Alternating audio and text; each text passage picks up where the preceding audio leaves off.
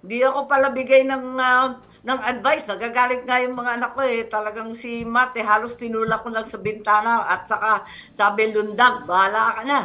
Hindi ako masyadong helicopter mom, hindi ako pala advice. Pero marunong pa yung batang yun eh, talagang mahusay. At nag-slide down siya bilang vice gov. Sabi niya na burnout siya. Sabi ko, bakit ganun?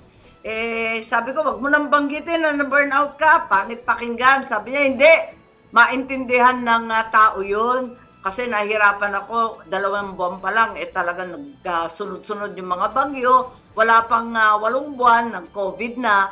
Medyo na burnout ako talaga.